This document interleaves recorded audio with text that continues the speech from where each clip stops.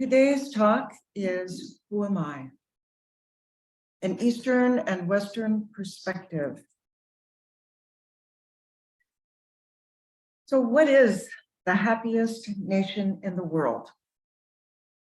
Well, Finland was recently announced for 2023, a surprise, and before that, Bhutan in successive years. Then why is it that the United States, with a world-leading economy, is not the happiest of all? Instead, it ranks 16th, sometimes 19th.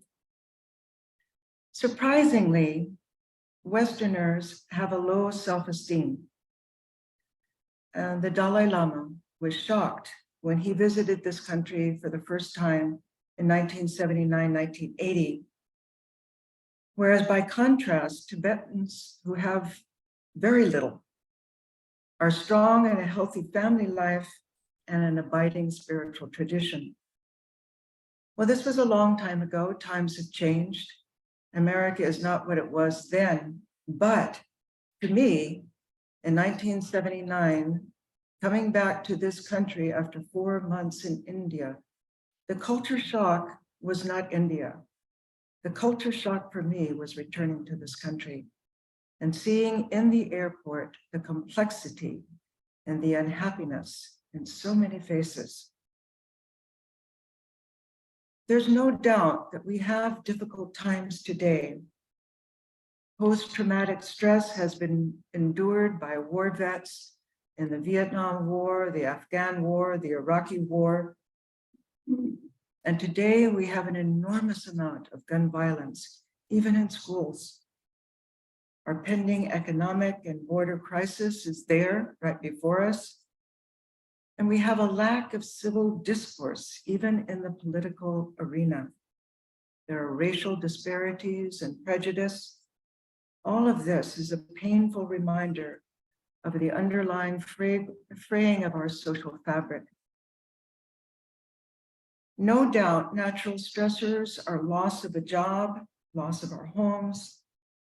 In 2019, 2020, we find almost 20% of adults, over 50 million Americans, suffer from mental illness.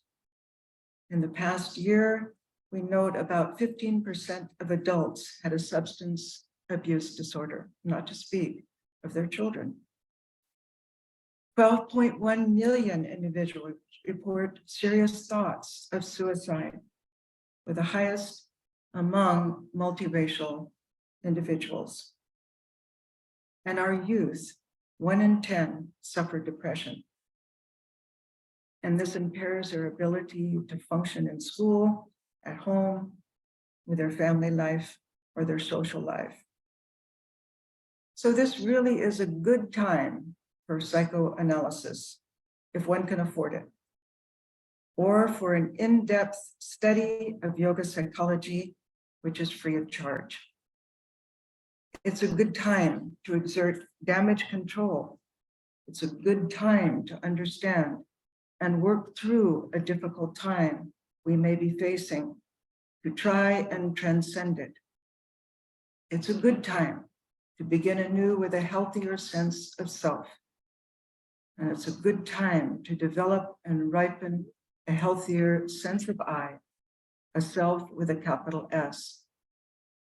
So these crises in our life can actually be a major turning point in our life. Give us the sense of urgency that we need to propel us toward God realization, toward self-realization. Without that sense of urgency, we just amble along, content with our life. We sit for meditation, we do this, we do that. We think we're living a dharmic life, but are we really changing? So with this in mind, let's explore a concept of the Western and the Eastern sense of self, the Jungian and the Yoga Vedanta. Who am I?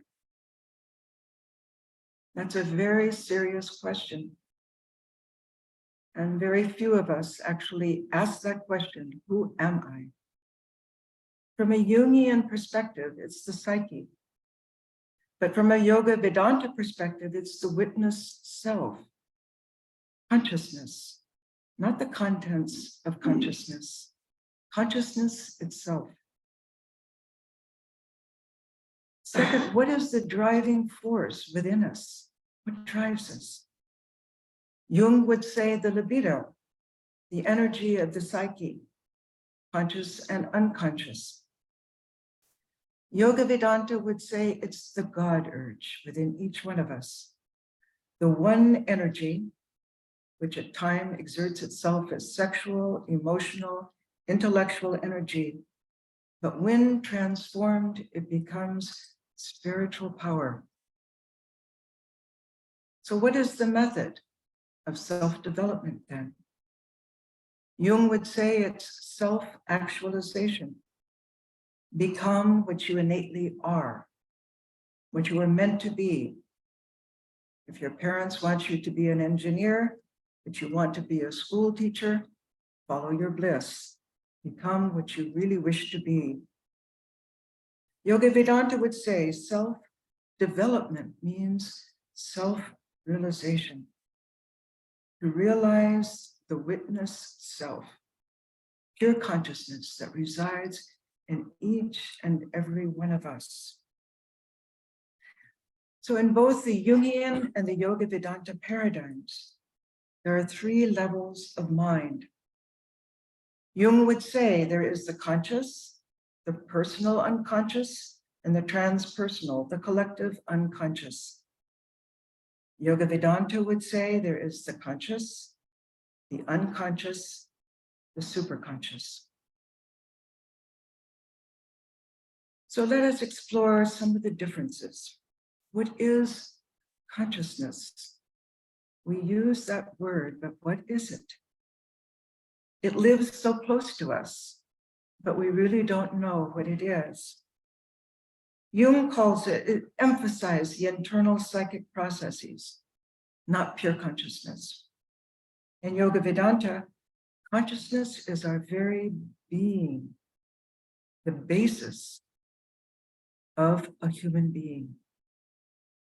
Explained a little differently, our individual mind is the universal mind particularized. And universal and mind are capital letters. So what is the most influential in our lives? Jung would say it is the unconscious. Yoga Vedanta would say it is the witness self, or the mindful mind, which leads us to the witness self. That is what is most influential in our lives, and that we can tap into here and now. Our subconsciousness is the repository of all of our past karmas. In this life, and if you believe in past lives, and in past lives as well. The subconscious carries the remnants of our past lives, which are deposited in our subconscious. And that's why we have sometimes strange dreams, why there are certain legendary images we can identify with. But with an over-reliance on the unconscious, say through dreams, we can weaken our mind. On the other hand, when we observe and examine the unconscious, we can then attenuate and transform it. Yes, we can attenuate and actually transform it. So this witness self empowers the higher mind, which is called the buddhi. Hence the dictum, raise the self by the self. Raise the self by your higher mind. We might ask, what about transpersonal? What about the transpersonal domain? Jung refers to the transpersonal as the collective unconscious, an assemblage of archetypes in the deeper mind, and explains the similarities of dreams. Yoga Vedanta demonstrates a hint of the transpersonal and the archetypal spiritual domain. And we find this curiously exemplified in some of Sri Ramakrishna's dream experiences and visions. For example, once Sri Ramakrishna asked Purna, his young disciple, "Do you dream of a flame, a lighted torch, a married woman, a cremation ground? It is good to dream of these things." Furthermore, was the following revelation of Sri Ramakrishna's reference to archetypal symbols of spiritual power. Once he entered the woods near the pine grove at Dakshineshwar, and he related, "I had a vision of something like the hidden door of a chamber.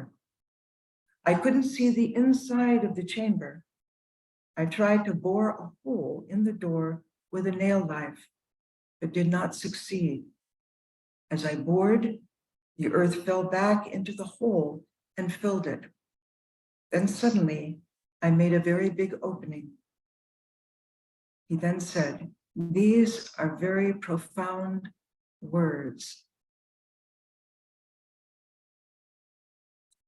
And was the following experience of Sri Ramakrishna an archetypal revelation of metaphysical principles when he shared, "I saw rice, vegetables, and other foodstuff, and filth and dirt as well lying around. Suddenly the soul came out of my body and like a flame touched everything. It was like a protruding tongue of fire and tasted everything once, even the filth. It was revealed to me that all these are one substance, the non-dual and indivisible consciousness." That is a very visual image that really hits us home. Did Sri Ramakrishna have archetypal experiences that revealed obstacles to overcome and which also revealed spiritual teachings? He said at one time, "Sin appeared before me and tempted me in various ways. He came to me in the form of an English soldier, the colonizer. He wanted to give me wealth, honor, sex pleasure, various occult powers, and such things." In accessing the subconscious, Jung referred to a shadow side revealed through psychotherapy, relationships, and dreams. In Yoga Vedanta, the aspirant learns how to recognize, face, and attenuate one's afflictions, what we call kleshas, obstacles in our spiritual path, emotions, knots of the heart that are triggered by external circumstances. Spiritual aspirants can learn how to awaken and strengthen their discriminative faculty, the witness self, to scientifically observe fragmented relationship with the self, and in family life, in the workplace, and in one's own meditation. As one matures in spiritual life, we learn how to make the unconscious conscious. The unconscious, and a big way of this happening is through group living. That's why we have monasteries and convents. You see yourself reflected in 12, 13, 14, 15 different people. And it comes back to you and it forces a change. Also in family life. You see yourself reflected in family members. And that encourages change. The unconscious, when unattended, simply remains a storehouse of past actions and habits that continue to negatively influence our actions. It can fracture and distort a healthy ego, and undermine our self-concept. But most importantly, it obstructs our pure awareness. So what is the concept of enlightenment? Jung did not have one. In Yoga Vedanta, there are time-tested paths to access the higher self. The Vedanta concept of life, of self, is brought to life through parables, and the Gospel of Ramakrishna is chock full of them. Also the Upanishads. Once upon a time, in the city of Smriti Nagar, which means lost memory, a king ruled wisely. One day he went out hunting. He crossed the border of his kingdom, and suddenly a snake slithered out in front of him and in front of his horse. The horse shied and knocked him unconscious. And when the king awoke, he suffered amnesia. Dressed as a hunter, he thought, I'm a game warden. And so he built a hut, he hunted, he cooked, but he dreamt of a king. Not only that, but he was a king. And that puzzled him. One day, he ran across a merchant and told him his dream. And the merchant replied, be like me, live like a king. So the hunter king went to the city, bought and sold cloth until he became eventually bankrupt. He then happened to tell a soldier his dream, that he was a king and that he must therefore become a soldier and conquer his kingdom. The soldier replied, you're too old and fat to serve in the army. Then one day, a holy man came and found the hunter king. Where have you been? He said. The kingdom is in confusion, awaiting you. The hunter king then related his dream to the holy man, who then said, buy a horse with a silver saddle, become a horseman, and ride east. As you enter the kingdom, announce, you are a king. The hunter king replied, that's silly. Saying I'm king doesn't make me king.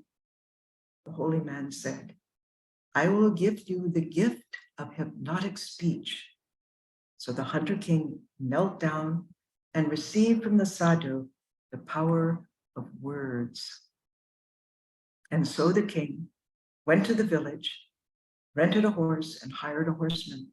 Then he rode to Smrtinagar. When the soldiers approached him, the hunter king shouted, I am the king. The soldiers dismounted, knelt before him, and escorted the hunter king to the city limits. Peasants streamed out from the city to greet him and shouted joyously. And he shouted, I am the lost king of Smrtinagar. The more the hunter king proclaimed, the greater his joy. Such was the power of affirmation. As he rode through the palace gates, his memory cleared, and he realized he was the rightful king. So this Vedanta concept of the higher self is brought to life to us through parables such as this, and also through paradigms.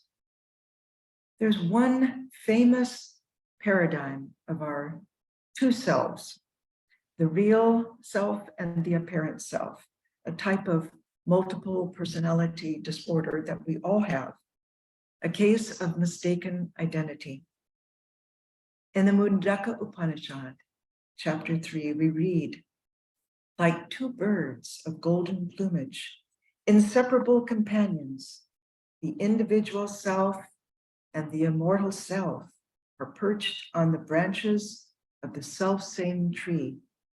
The former tastes of the sweet and the bitter fruits of the tree, the latter, tasting of neither, calmly observes. So this is what is going on within us, right here and now. Vivekananda discussed this verse many times in his talks. He said the lower bird was always hopping from twig to twig, now eating sweet fruits and being happy, now eating bitter fruits and being miserable.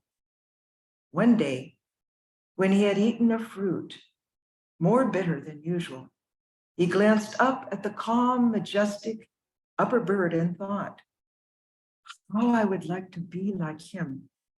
And he hopped up a little way towards him. Many times was this repeated until at last he drew very near the upper bird. The brilliancy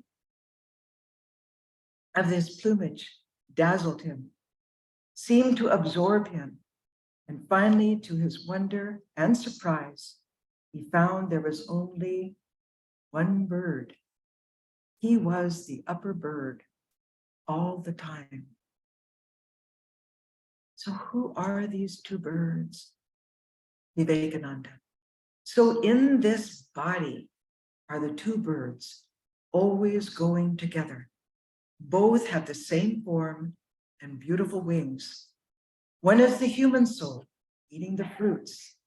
The other is God himself, of the same nature. He is also in this body, the soul of our soul. He eats neither good nor evil fruits, but stands and looks on. But the lower bird knows that he is weak and small and humble, and tells all sorts of lies. He says he is a woman, he is a man. The sobering truth is that we're only a parent, living only a phantom life, so long as we are identified with the psychophysical existence, this body, this mind, our job, our ambitions, our possessions. Vivekananda tells us, when we have come near enough, we see that we are no other than God. And we exclaim, he whom I have described to you as the life of this universe, as present in the atom and in the suns and moons, he is the basis of our own life, the soul of our soul. Nay, thou art that. That is what this Jnana Yoga teaches.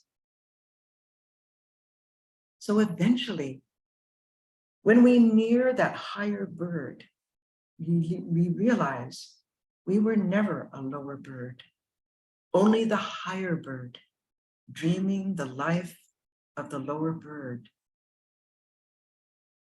This Vedanta metaphor tells us we're essentially divine. This real self within us is one with the consciousness in this universe. So what are the Yoga Vedanta techniques to arrive at this pure awareness? The Vedanta techniques first are self-affirmation. Just as the hunter king shouted, "I am the king," so also, I am Brahman, pure consciousness, as we Vedantins would proclaim, Aham Brahmasmi, I am Brahman, again and again, to drive that truth home.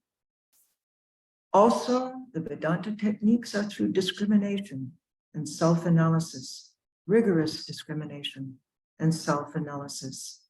We use the mind to study the mind and also probe the nature of reality. And the interesting thing is, the more we meditate, the more that buddhi is awakened within us, the more we discover the hidden caverns of the mind that are filled with cobwebs and are obstructing us. But with that higher mind comes the courage to root out those cobwebs. We're able to see and rigorously remove. What are the yoga techniques? By watching the mind, we thereby disidentify with the lower mind and identify with our higher mind, the buddhi, and are thereby ultimately able to identify the causes of our bondage. Now, often in our talks and in our Raja Yoga classes, we begin with the famous mindful meditation that Vivekananda gives, calming the lake of the mind. And it's a wonderful practice that my teacher instructed to perform at the beginning of one's meditation. What does it do? Well, by watching the mind, the lake of the mind, you're separating yourself from the lower mind. What is that higher mind? It is the buddhi. The buddhi, which actually is the repository of all spiritual experiences that take place in the heart. It's not up here, it's here. And that buddhi is not the self, but it points to the self, the unseen seer. And so by exerting that higher mind, we are in fact observing the lower mind, and we come to drive home the idea that that which we can see and perceive, our thoughts, our emotions, are material. This lower mind is material. Science tells us that which we can observe is matter. And so we begin to disidentify with that monkey mind of ours that jumps about. And we can then exert counter thoughts to overcome those sensate thoughts that we have. And that is how we begin to calm and purify the mind. We are our own doctor. And we undergo further purification by observing the yamas and the niyamas.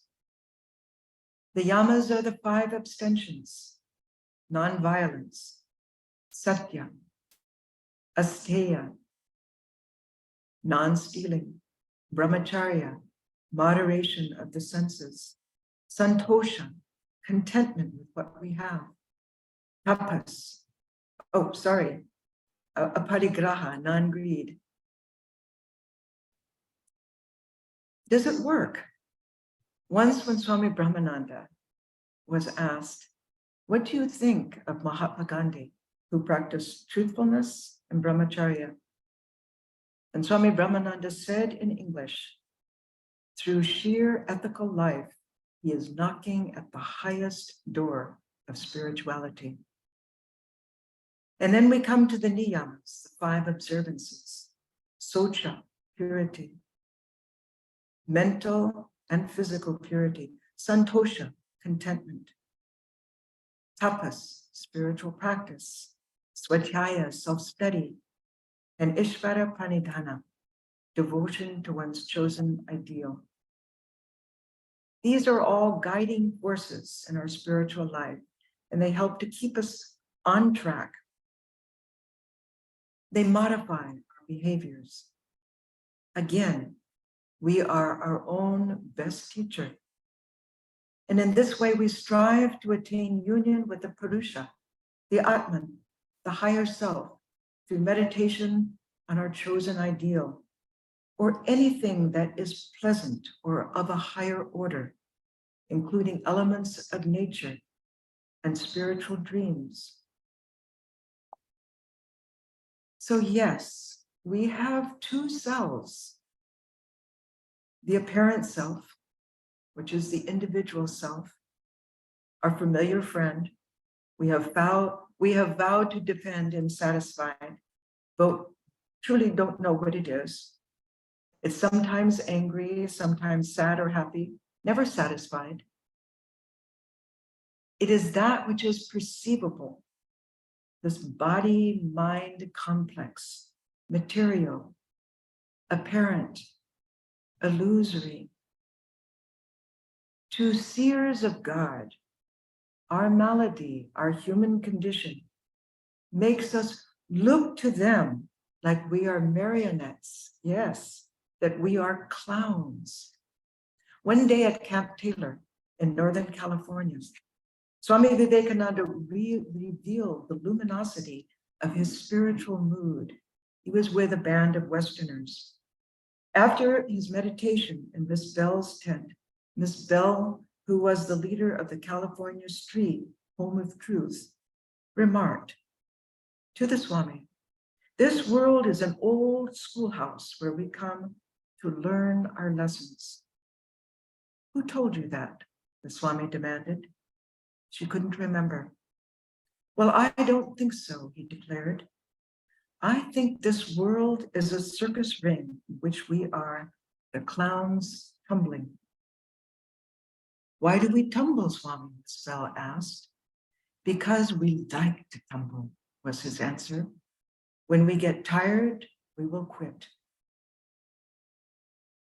So how do we quit? As Vedantins, we practice analysis or self-inquiry into the nature of the Atman. We ask, who am I? And within this psychophysical frame, there are three bodies. There is the growth body that is born and dies, and that is the seat of the waking state. Then beneath that is the subtle body, the life force, or prana. The lower mind, the chitta, the lake of the mind that perceives, wills, deliberates. And it's also the seat of the dream experience. And deeper is the causal body, the primal I sense, the source of the ego reflected in the mind and apparently limited by it. Our higher mind, our buddhi, is the crystal that reflects the light of the Atman. It is our determinative faculty. It is a part of our mind that is able to analyze and discriminate. It's the part of the mind that's able to watch over the lower mind, the lake of the mind, the chitta, where all of our dreams, our memories, our emotions, our thoughts are occurring. And it's also the seat of the deep sleep experience. So how does our individual consciousness become limited? By the body-mind complex, a superimposition of the ego idea upon pure consciousness. The false claim that I am I, because individuality for oneself implies individuality everywhere. It superimposes an illusion, a divided consciousness on the one consciousness. And then there's a chain reaction, a further superimposition and entanglement. I am the body. I'm too old and overweight to be an athlete, is our self-talk. I am the mind. Our self-talk is I'm tired from working all day. I'm tired. And then we have further claims. This house is mine. We're sending soldiers abroad, and the ego enlarges itself, identified with every known object in this universe. My country may be approaching a recession. My country. This real self is the luminous self associated with the mind. And the onlooker is the witness of all change. So every time we pause and step back and observe ourselves, our mind, our actions, that moment is blessed. We have begun to make friends with our real self. Now, in the yoga school of psychology, we find the gift of the paradigm of the mind. There are 3 levels. There's the conscious, the unconscious, the superconscious. Where is the location of this consciousness within us? In the heart center, not up here in the head.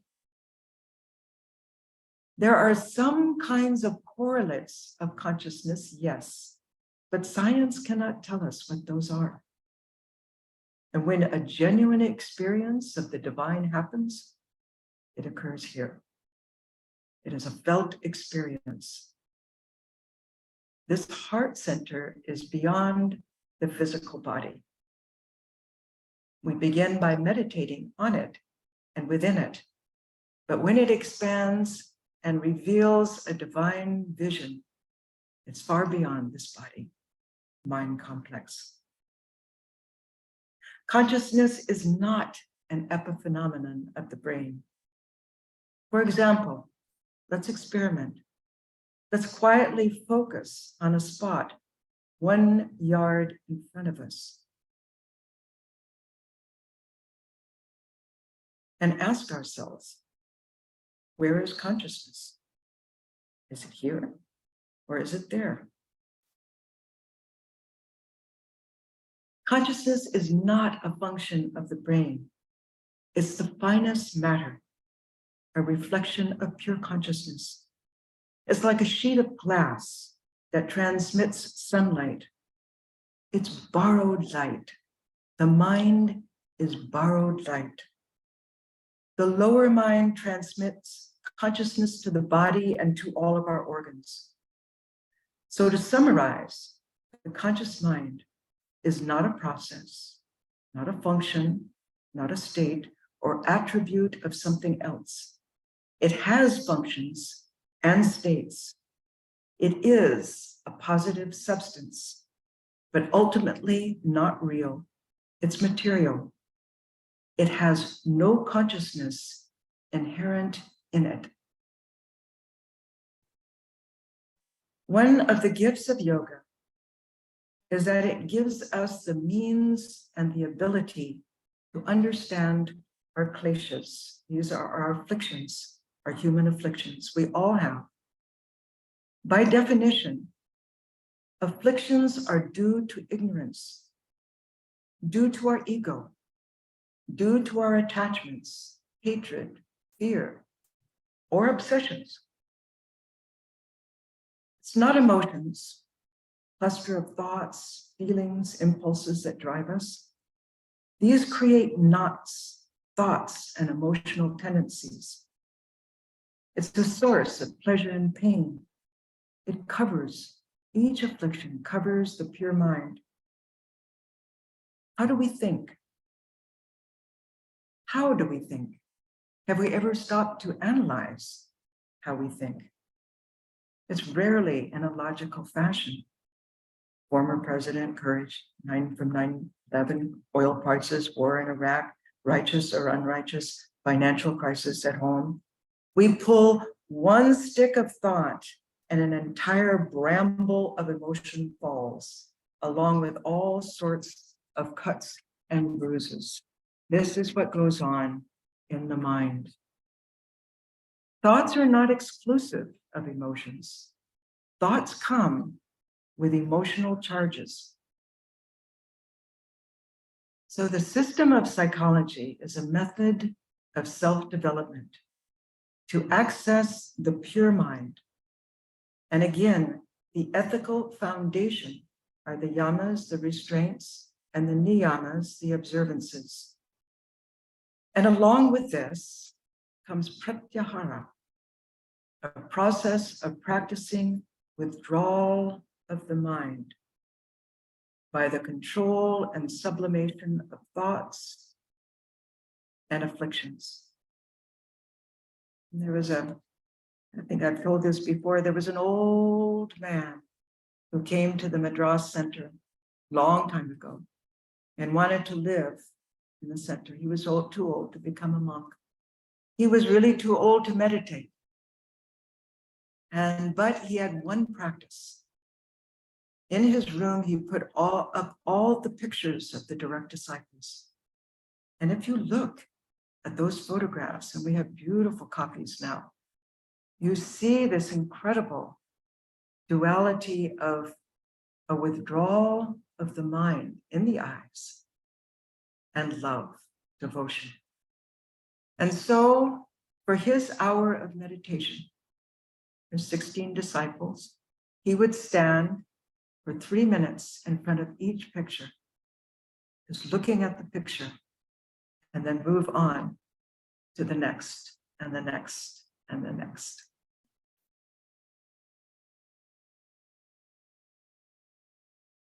So how do we practice pratyahara? By spiritual jujitsu.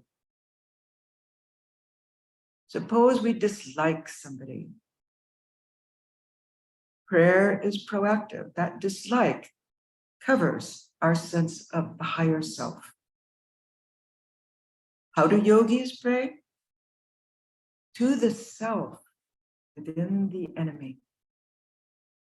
That is the practice of compassion, knowing that the one self is in all. And so this hatred and fear are removed. Also the practice of counter thoughts, sending a flow of loving kindness towards one's enemy. The Dalai Lama used to tell the story of a wonderful Chinese holy man who was captured by the Chinese. He was beaten and tortured in prison for a number of years. And finally, when he was released, the Dalai Lama asked, how did you manage? And the man said, by never losing my compassion for my enemies. It's a strengthening process, demands a lot of fortitude and a strong will to overcome the unreality of this life. Then comes dharana, concentration, focus on the higher self. My teacher used to say, if you can do this even for 12 seconds, that is concentration. And along with that concentration comes a palpable feeling of the joy of concentration. It's a feeling one has in one's heart. One can be concentrated on the light beyond sorrow, an aspect of the symbol of the Godhead, and along with the use of the mantra to help focus the mind. The mantra is a wonderful tool to use. So this paradigm exemplifies dharana. Know the self, we find in the Katha Upanishad. Know the self as the Lord of the chariot, the body as the chariot itself, the discriminating intellect as the charioteer, it's the buddhi, and the mind, the organ of perception, as the reins. The senses, say the wise, are the horses. Selfish desires are the roads they travel. This helps us to realign the mind, to refocus the mind, to withdraw the mind.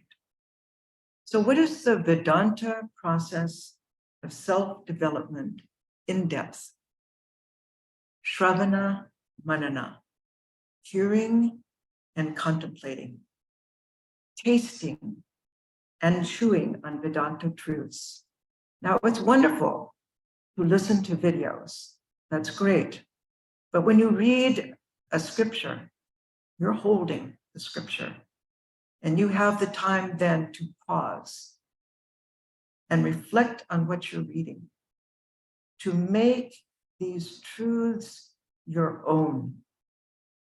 Otherwise, it's simply going in one ear and out the other. To make it have an effect on us, we must practice this shravana, hear the truth, and meditate upon it. In the West, material science says that consciousness means conscious mental processes. There is no concept of knowledge or even the concept that consciousness is the reality in itself, the light which illumines all of our experience, but itself is untouched by any experience or any process. In Vedanta, there is the knowledge. I am that. What a difference. Just this one piece of Vedanta wisdom would make in our world. I am that. So to access this awareness, we Vedantins try to strengthen the witness self while awake. We invert awareness in upon itself. I am witnessing.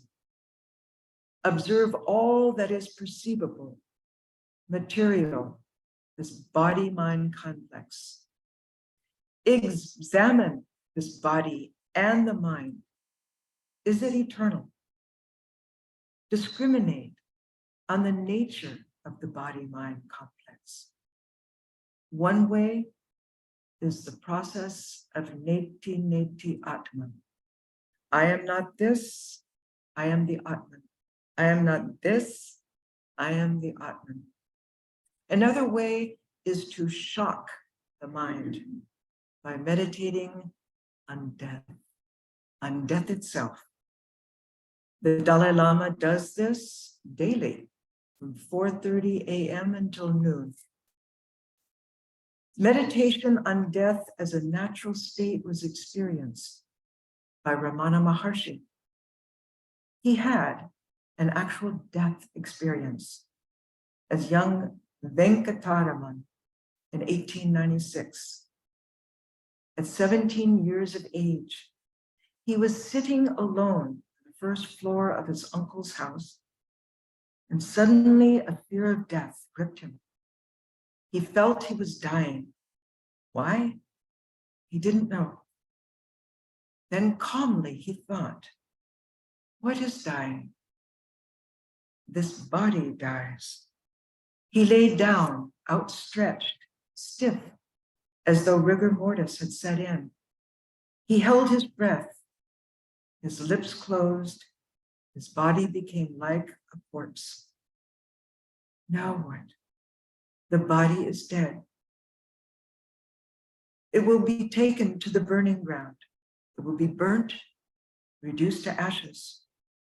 This was not a process of reasoning, but a realization Jan Venkataram had within himself. I feel my personality and voice of the I within me. They are separate. So I am the spirit transcending the body.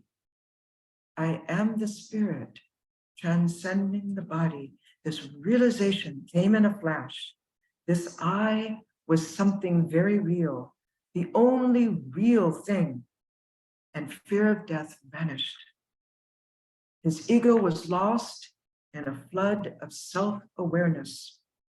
There was a complete transformation. His school studies, his friends, his relationships, all changed in meaning.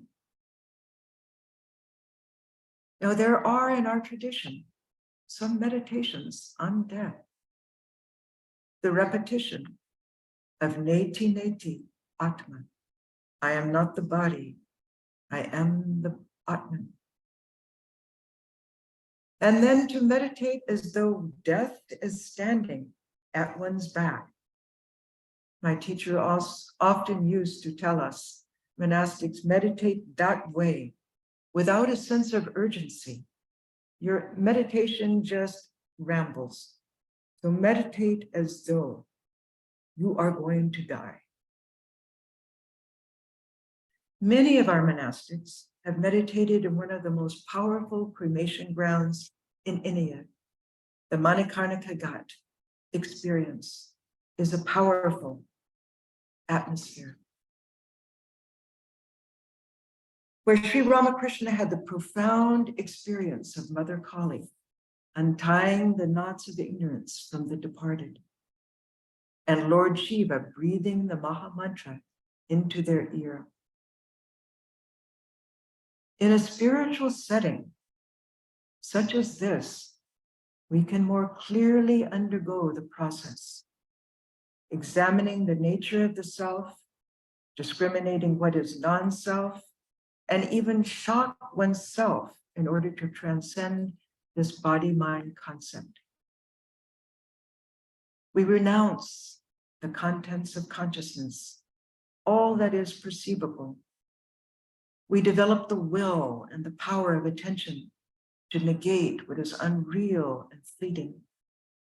We attempt to renounce and transcend the contents of consciousness in the conscious and unconscious mind. And this takes a highly advanced spiritual aspirant. But we can begin to take baby steps. One of the last stages in meditation in Vedanta is the ability to hold on to the pure sense of I am. And Swami Atmarupananda once beautifully explained the process. I am the basic experience we all have and basic to the whole universe. Nisargadatta and Ramana Maharshi made this a process of spiritual practice. It was developed during the Vedic times and at the time of the Upanishads. Inquiry into the essence of who I am. The I am. Mostly we associate I am with, I am a human being. I am in Dallas. It's associated with qualities and circumstances. So in this case, the circumstances are important, not the I am. Because of ignorance, we think the I am is an introduction to circumstances and qualities. Vedanta says that is prior to all circumstances. All circumstances prior to that is the sense of I am. And so we can just focus on the fact that I am.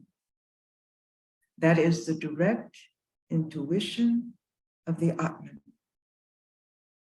But in the beginning, we just have a sense that I am. We don't know what I am, other than all these circumstances. So the practice is to first just try to get the sense by just being quiet. Everyone has it. It's in everyone. Try to get the sense, I am. I exist. Try to push away all the circumstances that define you. I am a man, a woman, etc. And if we can hold on to that, that is the direct intuition of the Atman. And that will take us to the Atman. It melts in the Atman. And it's a wonderful discipline in Jnana Yoga.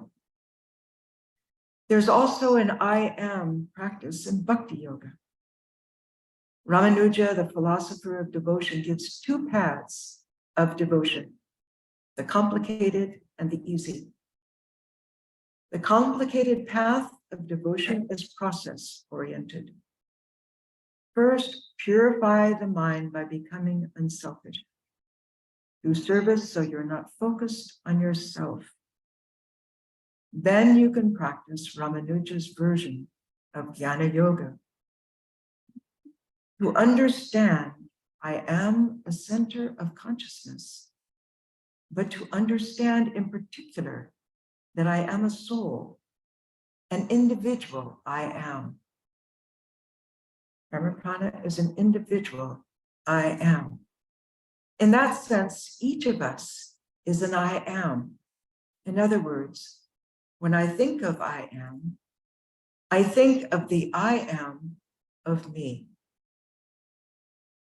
I realize that I am is the center of consciousness. It's not the body or the mind or the circumstances of the body where you're born or your mind. It's outside of your likes and your dislikes and your personality, your obsessions and compulsions. So according to Ramanuja, first purify the mind by selfless service. Then try to find yourself as a center of consciousness, not associated with the body or the mind. Just I am. Then you follow the path of devotion and relate that to bhakti. I am the center of consciousness, and God is the ocean of pure divine consciousness. So I offer myself as a drop in the ocean of that divine being. The easy path is surrender to God and be done with it. Surrender everything to God. So whether following the path of knowledge or devotion, it's helpful to get the sense that I am the center of consciousness. So the path of knowledge is try to feel the I am. Then try to feel the I am, which I am, is the cosmic I am. And the path of devotion, try to feel the I am, which I am, is a reflection of God. So here the emphasis is on God, and I, as a reflection of God, devote myself back to God. Just as the sun reflects an image in water, I am the image in the water, and the sun is God. I relate in this way myself back to the original I am. Now, there are difficulties in this practice because we're not used to thinking in these terms. It's so abstract, and we think, what's the use? It's difficult to focus and maintain, and it's sort of a shadowy feeling we have. But gradually, with practice, as we become used to the practice, it will become easier because it's primordial feeling. From the I am, everything else proceeds. Before you think anything, you know I am. Before you perceive anything, you know I am. But we're not used to thinking of the I am, because it's like water, the water around the fish. The fish is always in the water, so it doesn't even know what water is, because it doesn't see anything outside of water. So also, this I am is the background of everything we think, do, and perceive, that we don't ever perceive it. We don't even perceive it. Not ever, even perceive it. Ramana Maharshi said that there were two passages in the Bible that were the most important from a non-dual perspective, and I'd like to end with that. In the Psalms, the saying, "Be still and know that I am God." When the mind becomes still, then we begin to feel the pure I am. Then we realize that the I am, which I am, is the I am of God. We begin to feel that there is only one I am in the whole universe, and that is the I am through all of us.